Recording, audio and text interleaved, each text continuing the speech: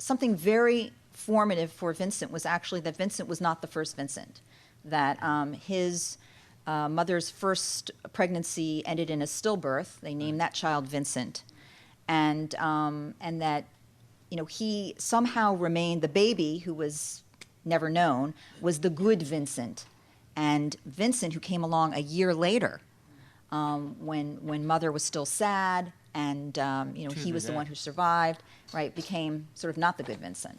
Yeah, there's a lot of literature on the replacement child syndrome, and that was a major factor in Van Gogh scholarship before we started our book.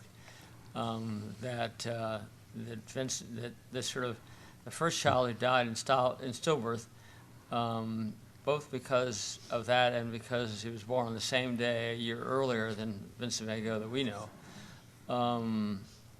was sort of, the mother was able to idealize that child and imagine that child was going to be, would have been a wonderful child, and it's partly because Vincent was a terrible child. Vincent was misbehaved from the beginning. He was irritable. He was a loner. Now, how much of that was resulted from his sense of rejection because he didn't live up to this image of the original child? It's hard to tell, because he had an irritable personality from the beginning, and there are all sorts of records in his family history of him being disciplined for just making himself obnoxious.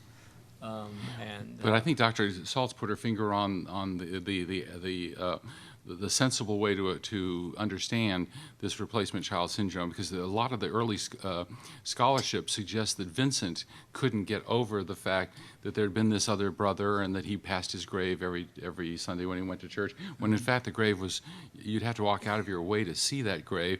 There's never any mention in Vincent's letters about the first child, but the mother was very much aware of it. Yes. So I think what Vincent reacted to was not the existence of this prior child who died.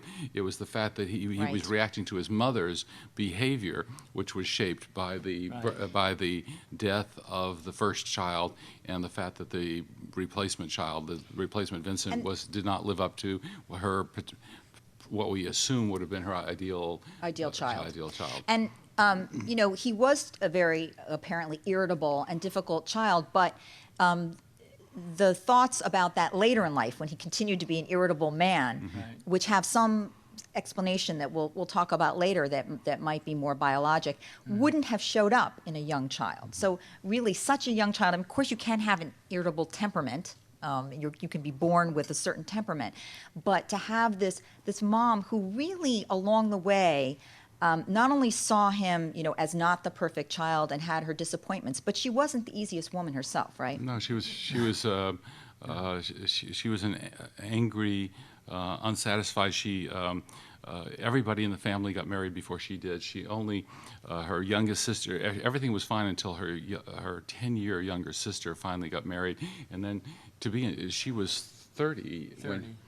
Something a little over 30 when she got married, which in Holland in the 1850s was a very old age not to be married.